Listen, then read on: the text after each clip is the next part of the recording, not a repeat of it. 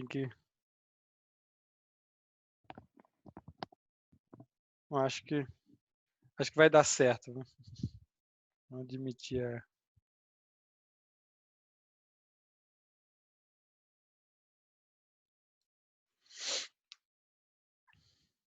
Acho que tá voltando aí. Vai dar certo.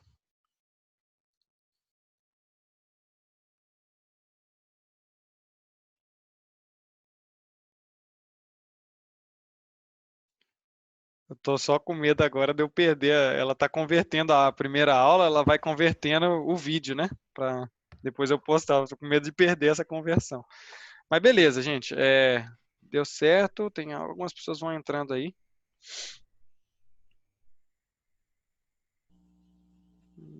Vamos lá. Deixa eu já dar um share screen.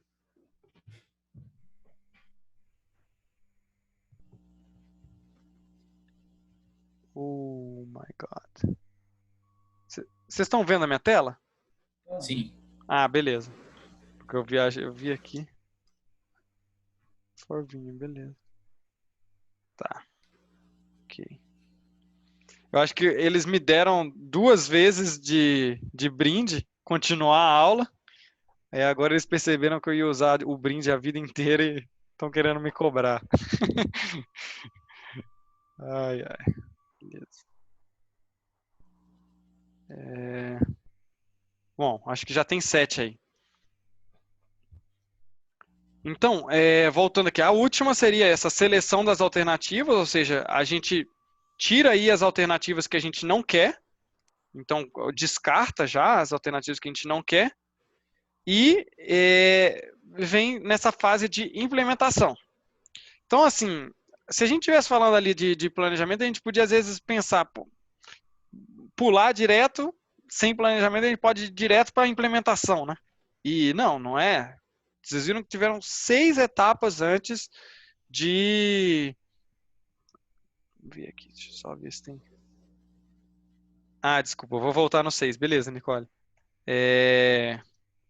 O 6, a gente vai fazer essa seleção dessas alternativas, ou seja, descarta as alternativas que não podem ser utilizadas. Depois da análise, a gente faz a análise e vê, bom, dentro dessa análise aqui, só admitir a galera aqui, beleza. Acaba que dá um pouco de delay nessa aí, né? Bom, dentre todas as alternativas, as que a gente não vai utilizar, porque depois das análises, da identificação e tal, a gente percebeu, não, essa aqui não vou utilizar porque não tenho dinheiro. Isso é uma coisa que é o mais comum de acontecer, é isso, né? Quero fazer ali, pô, é o plano espetacular, vou reduzir 15%, como eu vou dar um carro elétrico para todo mundo da cidade. Ah, ó, que beleza e tal. Porra, não tem dinheiro. Eu, como gestor público, não tem dinheiro para isso. Então, ok, talvez essa, obviamente, essa aí nem entraria, né, na análise. É claro, eu vou dar o exemplo grosseiro para que fique mais claro, né? Mas sim, aí a gente faz a seleção, ó, não pode por causa disso, não pode por causa daquilo, e pronto, já vamos trabalhar só com as alternativas viáveis. E aí a gente vai para essa implementação, né? Quando a gente vai desenvolver, executar o planejamento, tudo que a gente tinha decidido aí. E, por último, também muito importante, monitoramento e avaliação. Então a gente mantém aí, gente, é muito importante a questão de avaliar cada etapa proposta, né? Verificar, às vezes a gente, no início de uma implementação, a gente já percebe, não vai ser viável. Na primeira avaliação aqui, acontece em prédio, né? Construção de um prédio, né? Pô, primeira avaliação aqui da fundação, não vai dar, eu preciso, a fundação precisa ser mais forte, mas o concreto armado que eu vou utilizar aqui vai ter que ser outro, o que for, né? Então tenho que já de início modificar. Às vezes acontece isso, né? Ou então o que acontece muito também no Brasil, né? Às vezes acontece isso. Já de início começa a roubalheira, licitação e complicação. Então, pô, imagina assim, o quão complicado deve ser gestor público, né? A minha esposa trabalha, né, no serviço público, trabalha no Hospital de Ponta Grossa, está aqui, né? Mas trabalha lá. como engenheiro do hospital, e eu fico vendo, assim, questão de licitação e complicação, as coisas que ela passa aí nessa hora, eu dou graças a Deus de estar no setor privado, é um pouco mais rápido, um pouco mais, tem os seus prós e contras, né? E a gente segue aqui. Então, por que que a gente planeja, então, essa questão do ambiente, né? Então, a gente planeja por isso. Primeiro, preservação e conservação da fauna e da flora, manutenção dos bancos genéticos, sustentação da biodiversidade, preservação de mananciais, qualidade de recursos hídricos, entre outros, né?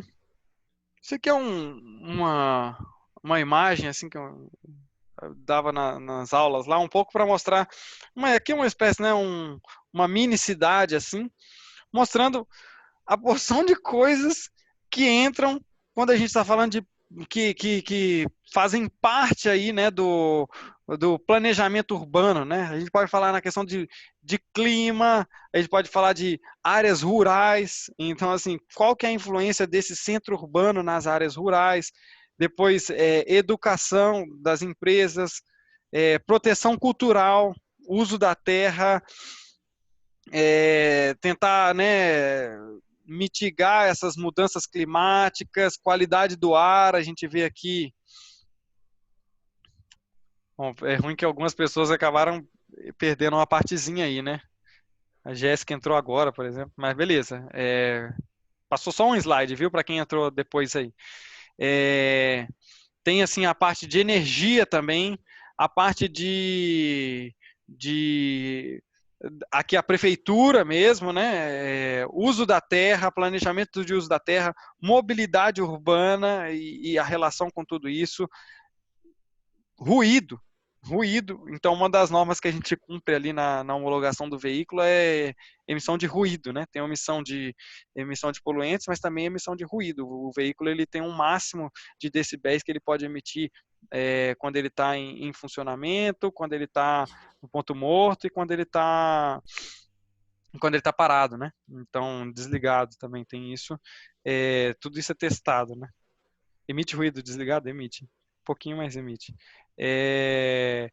Desperdício de água, depois suprimento de água, a gente tem visto agora, né, esse problema aqui em Curitiba, que, assim, às vezes é isso, né? Uma coisa que a gente não consegue controlar. A gente já tinha comentado, né, das coisas que a gente pode controlar, né, lá no início, né, e as coisas que a gente não pode controlar. Uma que a gente não pode controlar é a gente não tem o WhatsApp de São Pedro, né, para poder ficar mandando mensagem e falar, ó, não tá chovendo aqui em Curitiba, mas tá chovendo demais lá em Belo Horizonte. Então, pô, dá para dar uma equilibrada? Não, não temos isso. Então, como é que a gente vai fazer o planejamento? Quanto tempo Curitiba consegue sobreviver sem chuva? Claro, e aí tem todo aquele planejamento, faz a análise climatográfica ao longo dos anos, verifica qual que é a quantidade de chuva. Tudo isso é importante porque para saber o tamanho do reservatório, quantas pessoas moram na cidade de Curitiba e na região, né? Quantas pessoas dependem do abastecimento aqui eu ia falar Cantareira, né? Cantareira, São Paulo, daqui de Curitiba. Como é que é o nome, gente? Aqui da Saúna.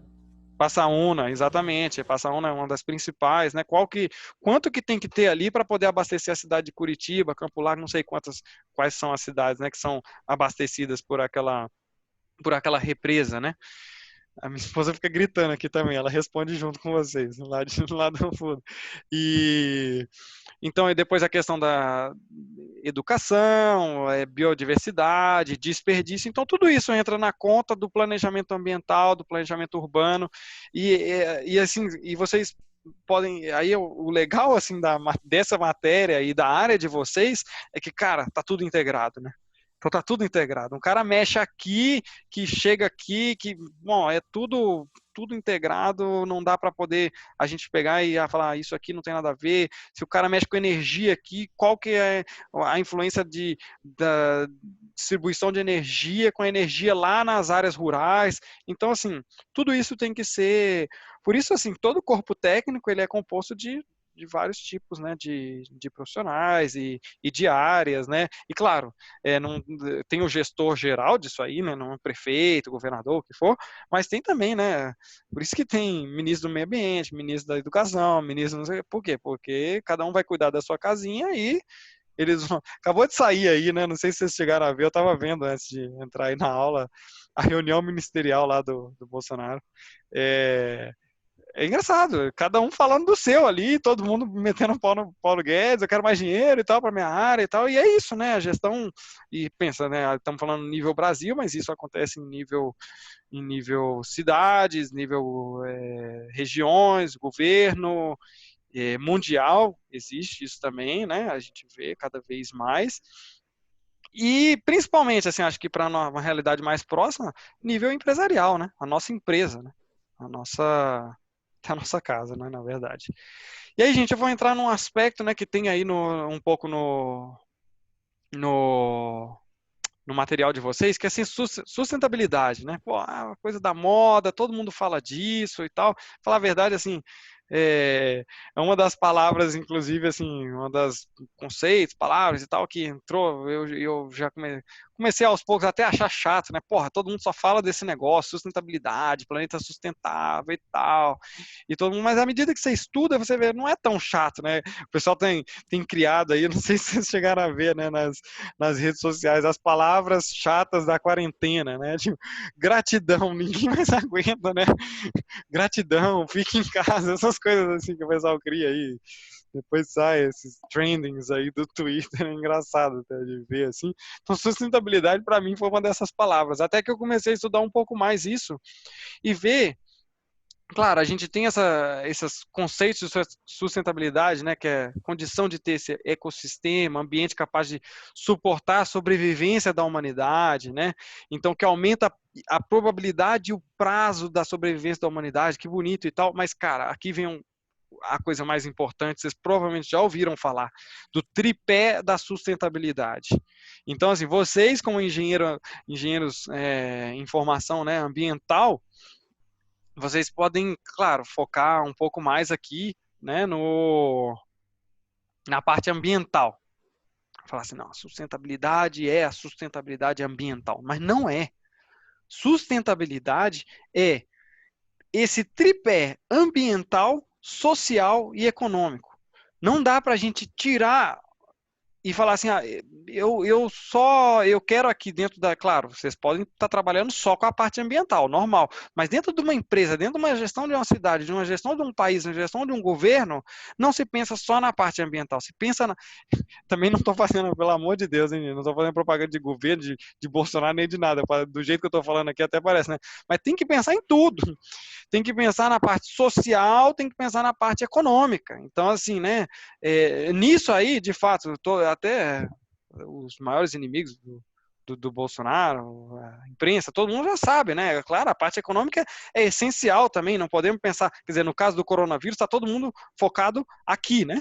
E eu acho que tem que ser o foco mesmo, porque tá morrendo gente. Quer dizer, é a minha opinião, hein? Isso é só uma opinião pessoal, assim, tem que focar mesmo, tá morrendo gente, sabe? Tipo, a gente ficando doente e tal. O foco tem que ser aqui. Beleza, você pode até ter um foco aqui maior, mas, cara, não podemos esquecer a parte econômica, não podemos esquecer a parte ambiental. Ah, não, agora por causa do coronavírus e tal, tá terrível, vamos criar um hospital de campanha nas nascentes dos rios, né? Vamos pensar em exemplos toscos, né? Eu não posso, entendeu? Não, o coronavírus não pode me fazer acabar com o ambiental. O social em detrimento do ambiental, ou o econômico em detrimento, que é o que a gente vê mais, né? Que é o que mais se fala, né? O econômico em detrimento do ambiental, né? E que é o mais publicado, na verdade, né? Ou o ambiental. Aí o problema é o seguinte, aí eu sendo um pouco assim, levando a gente a um pensamento aqui junto, hein, gente? O problema que é também quando se coloca o ambiental em detrimento do social e do econômico. Isso não é uma empresa sustentável, não é um país sustentável, não podemos colocar. Tem que ser o quê? Esse tripé, os três estão juntos, né? Então a gente tem objetivos comuns para o ambiental, para o social e para o econômico. Né? Então, assim, saber, claro, isso tudo conta com a participação pública, é essencial, né? Então a gente vai ter esses objetivos, essa análise de dados, formulação de alternativas, isso que a gente já comentou, aprendizado, tomada de decisão, isso aqui é aqueles 8 pontos lá que eu comentei naqueles slides quando a aula a aula travou aí, mas é isso, né? As três aspectos juntos. Não podemos agir ambientalmente em detrimento dos nossos benefícios econômicos. E assim, e cada vez mais isso está claro. Hoje, né, as empresas de veículos, né? Você pode falar, não, mas criar um carro elétrico é muito caro, é horrível e tal, muito melhor, vamos manter petróleo, vamos utilizar petróleo, é que os caras assim do setor automotivo, eles são viciados, eu não sou, pela minha formação também na engenharia de transportes, eu acabei não sendo tanto, né, acho que nunca fui, mas os caras são viciados, assim, quando eu falei assim, porra, tenho vontade de comprar um carro elétrico, os caras, você tá louco? Comprar uma BMW, uma BMW ou uma Maverick, V8 lá, gastando, bebendo até desligado, assim, tipo, então, mas não, assim, as empresas de veículos cada vez mais estão verificando o quê? Que economicamente é muito bom você fabricar um carro que é ambientalmente sustentável. E os impactos sociais desse veículo, né? Também são essenciais, né? E aí a gente vê, pô, cada vez mais as empresas vendo que agir de uma forma ambiental, quer dizer, como eu estou falando, estou dando um exemplo de uma montadora, né, criando os veículos elétricos, são ambientalmente mais esses veículos elétricos eles são ambientalmente mais favoráveis, né? Mas economicamente eles estão gerando retorno para as empresas. E cada vez mais, né, a gente está vendo isso. E a gente vê, a Renault está botando muito dinheiro nos projetos de veículos elétricos e autônomos, né? Que aí entra também a parte social, né? Beleza, gente? Bom, eu fiquei sublinhando e depois tinha aqui. Então, lembrar, né? A política tem que ser, a política urbana e ambiental, aí também entra um outro esquema aqui para a gente, né? A gente tem esse planejamento urbano, planejamento de transportes e o planejamento de circulação, três coisas que são interligadas, né? E a gente vê, né? Dentro do planejamento urbano, aí entra até a minha parte, né? A minha formação, infraestrutura viária, sistemas de transportes, né? Que fica ali entre planejamento urbano e planejamento de transporte, né? Depois, no planejamento de circulação, a gente tem os equipamentos, uso de solo, que a gente vai falar aqui nessa aula, e depois educação e fiscalização e uso das vias. E tudo isso tem, né, essa relação com o meio ambiente também. Beleza, gente? E para a gente terminar essa parte aí dos aspectos sociais, econômicos e ambientais, um resuminho assim, né, que isso até da minha aula lá da UFMG também, isso aí. Então a gente tem esses aspectos econômicos, por exemplo, na parte de transporte aí, no caso, né? Tem os custos, o tempo no trânsito, custo relativo a acidente, construção e manutenção de rodovias, custo de saúde, que são esses custos secundários, né? Custo de descarte dos veículos, tudo isso são aspectos econômicos importantes quando a gente pensa, né, no planejamento de transportes, né? Urbano, territorial de transportes.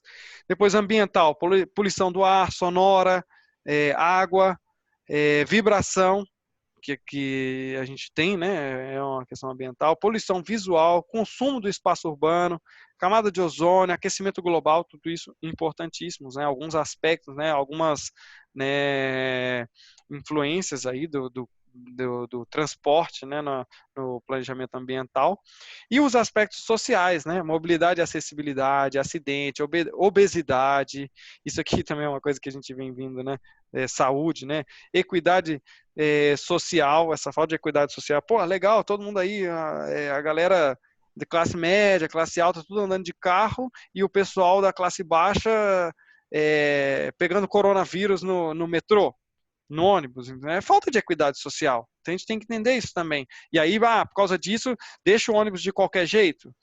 Importância né, desse planejamento completo, né? Saber, tem gente que não tem essa mesma. O veículo elétrico, né, que a gente está comentando aqui, o nosso lá, ele custa mais de 100 mil reais, entendeu? E é do tamanho de um Sandero.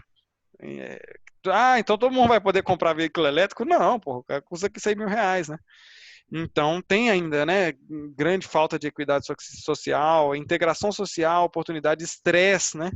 Estresse que gera isso tudo. Então, quando a gente faz planejamento de transporte, a gente pensa nesses em todos esses aspectos, todos esses problemas, para quê? Para chegar numa solução viável, na melhor solução possível para aquele momento. Beleza, gente?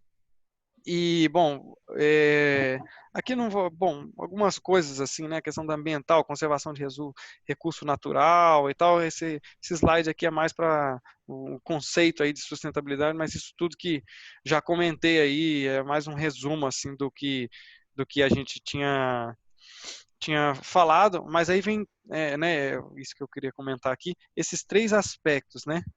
O nosso planejamento ele ser vivível, justo e viável. Então, esse equilíbrio da atividade econômica com os níveis de poluição, equilíbrio, ser viável, né?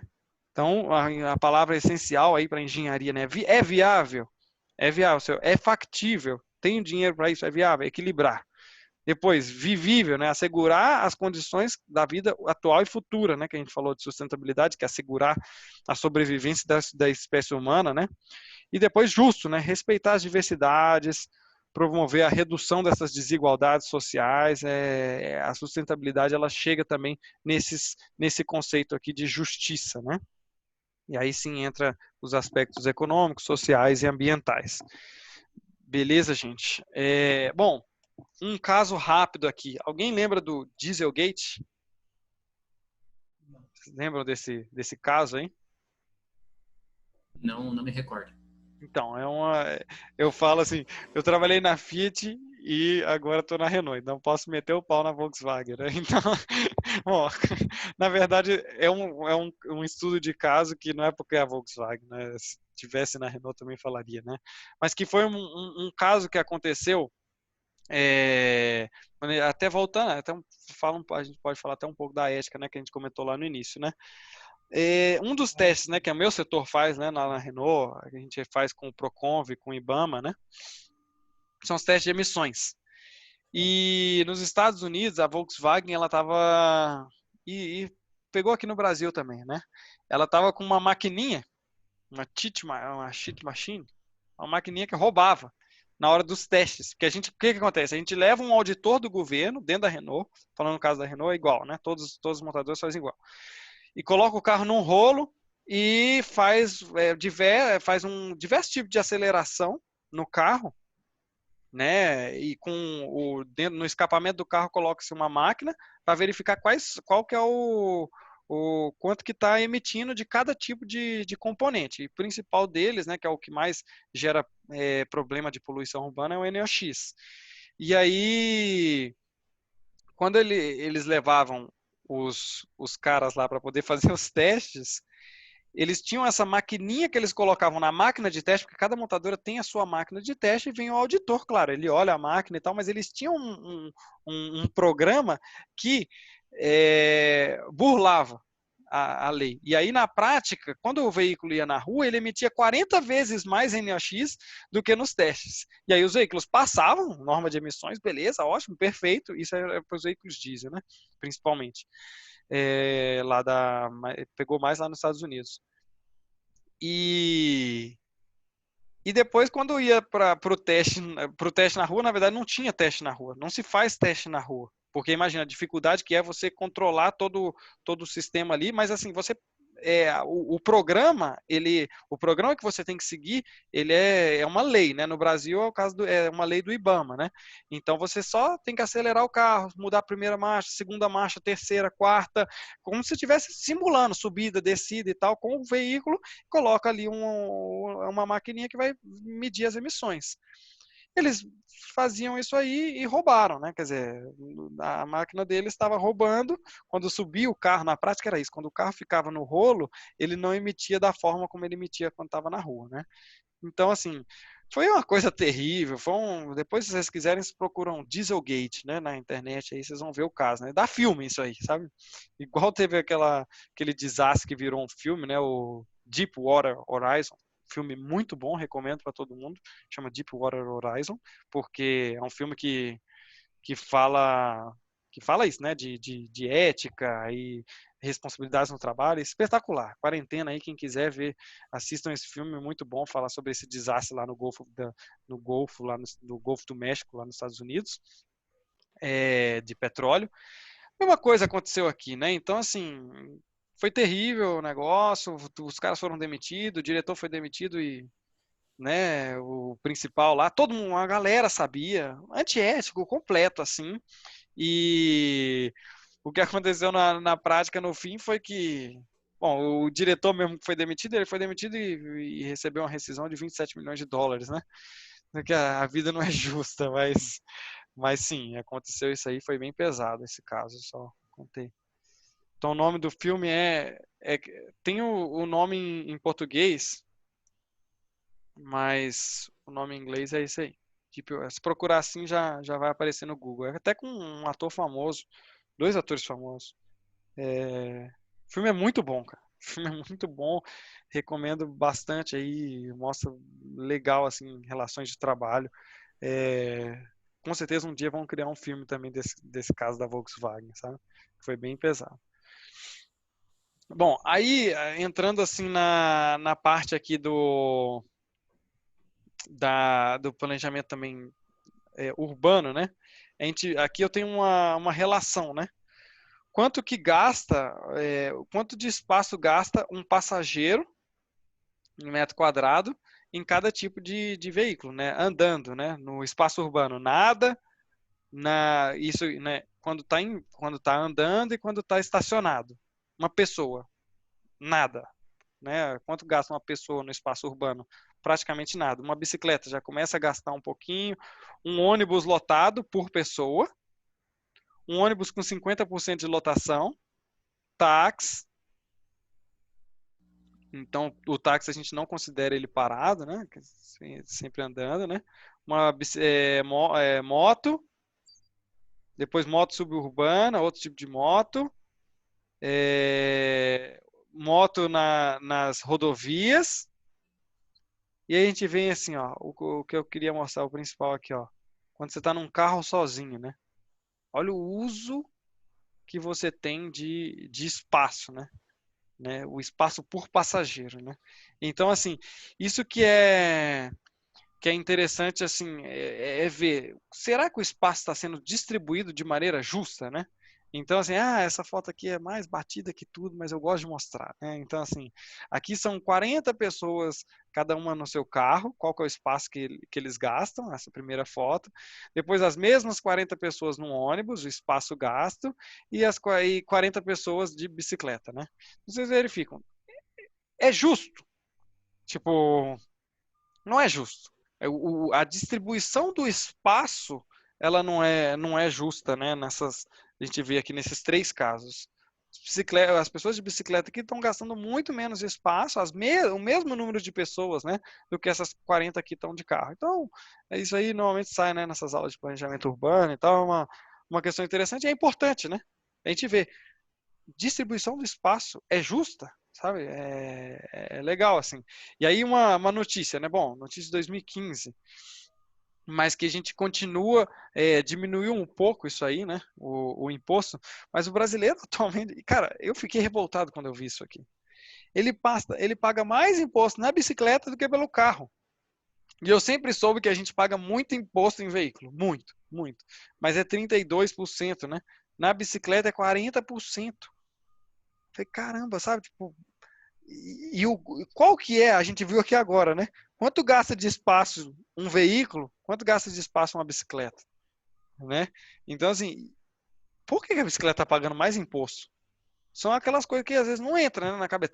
Tem né, algumas explicações, mas às vezes injusto, né? A gente vê isso, né?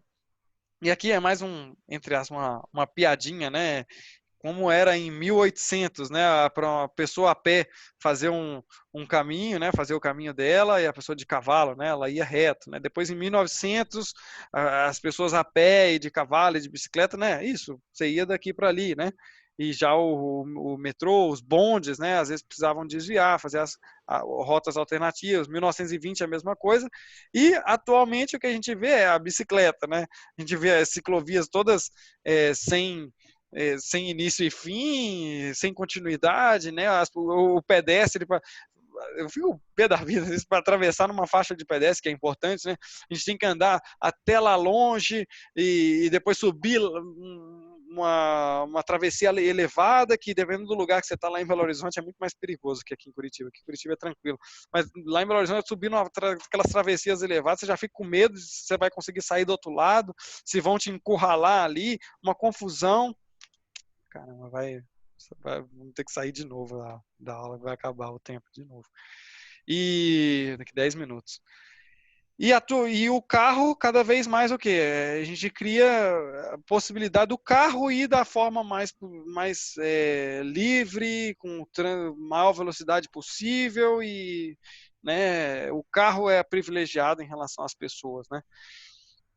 Então, aqui também um pouco mais, né, da questão do planejamento urbano, né? Quando a gente fala em planejamento urbano, onde é que estão os terrenos baldios? Onde é o melhor lugar para construir? Entra de novo aquele primeiro slide lá daqueles 8 tópicos lá que a gente comentou, né?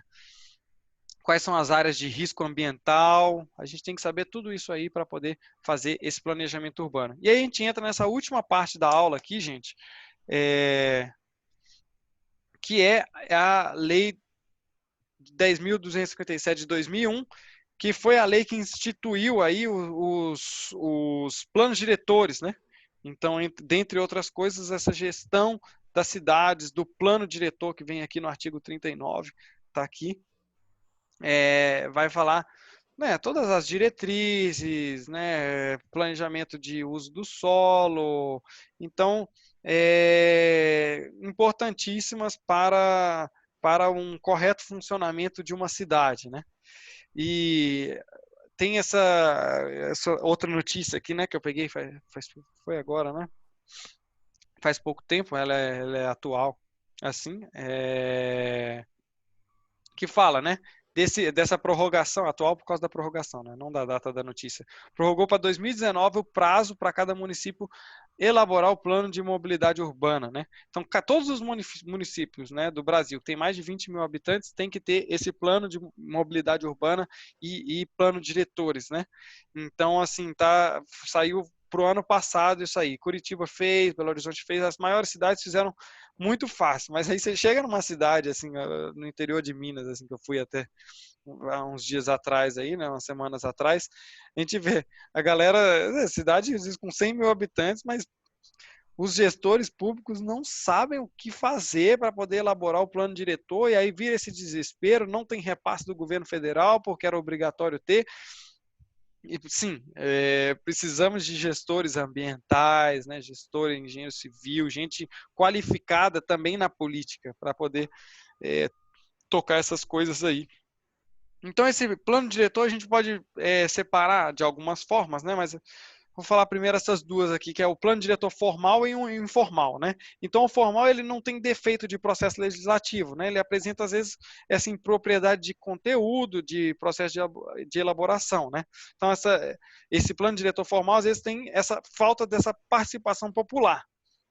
Então, ele é elaborado ali por empresas de engenharia, né, de arquitetura, faz poucas adequações no município, mas não tem essa consulta, não tem essa pesquisa de campo, ele vai da própria cabeça, não tem essa produção de conhecimento dos aspectos, né, que nem a gente falou, né, físicos, ou seja, ambientais, socioeconômicos, né, a população nem fica sabendo, né? Algum de vocês, vamos lá, essa pergunta é boa, assim, né? Algum de vocês ficou sabendo da elaboração do plano diretor que Curitiba apresentou, não sei se foi em 2018 ou 2019? Vocês ficaram sabendo disso? Alguém participou dessa elaboração de forma indireta, pesquisa? Se Bom, alguém professor, não respondi pesquisa. Eu sabia que estava acontecendo, mas não foi divulgado. não foi divulgado, né? Então, assim, Ou se teve a divulgação, foi muito pequena também, né? Tem essa e, parte, que às vezes a gente não escutou, né? Não ouviu a divulgação, mas teve em outras partes da cidade. sim, quer dizer, as grandes cidades, né? Então, assim, é, acaba, tiveram, né, algumas participações. Tem uma participação muito grande também das universidades. Então, o TFPR, o FPR aqui, ela teve, né, foi consultada, fez pesquisas, tem essas pesquisas que vêm, né, de forma indireta, né? Às vezes você respondeu alguma pesquisa do Cefet, da UT, né? Então, da UFPR, ou de alguma empresa privada que fez as pesquisas, né? Então não diretamente parece que não foi, então, mas de fato teve, né? Alguma coisa. Mas o plano diretor da cidade, aí uma das demandas que ele tinha, né, e aí valia por todas as cidades do Brasil, era essa consulta popular, né? E aí a gente vai para esse segundo, esse plano diretor efetivo, real, positivo e firme, né? Esse documento é elaborado pelo Executivo e aprovado por lei municipal, né? Que vai o quê? Ele vai englobar o território do município como um todo, entra também, né, o que a gente tinha comentado, vocês lembram daquele slide lá que tinha aquele tanto de aspecto, né, a parte rural também da cidade, né, urbano e rural.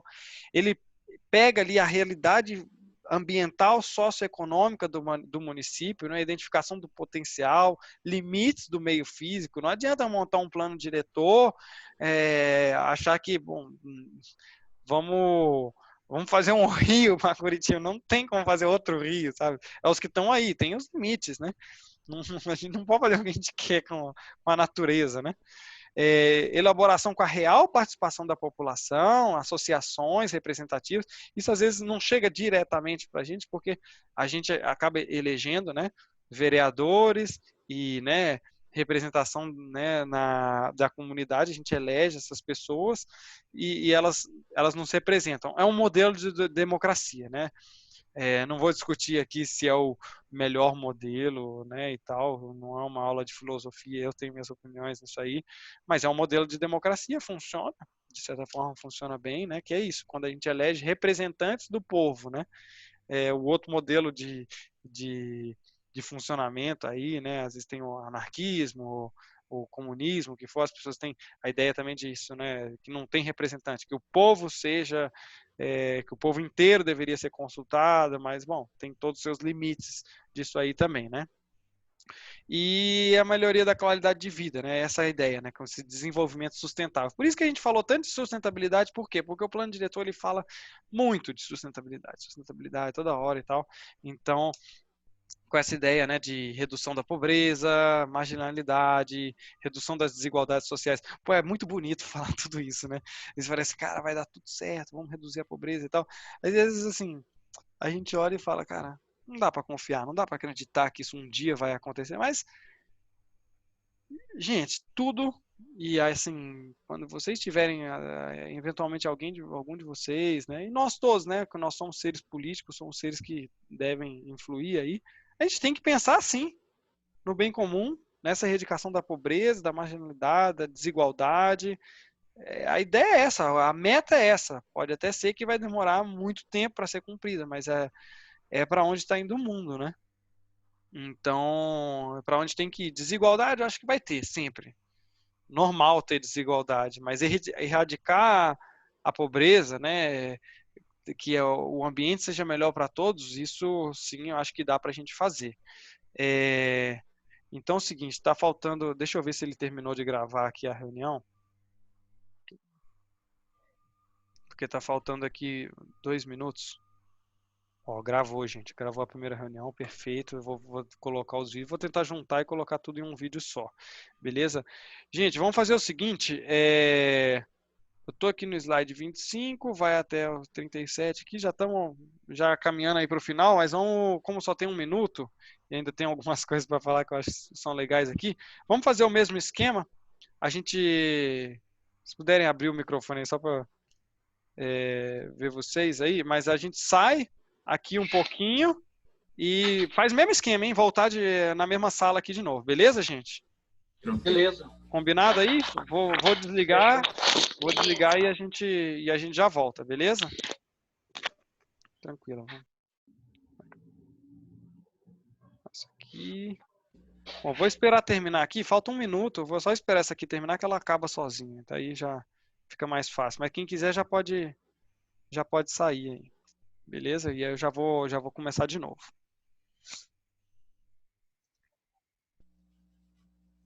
Vocês estão pegando? Tá gostando aí, André? Tá dando para? Legal, bacana. Beleza. A gente vai. Desculpa que nem eu falei, falo muito, né? Mas como não estamos em sala de aula, acaba tendo que falar mesmo. É isso aí. Beleza? Então vamos lá, vai acabar agora aqui.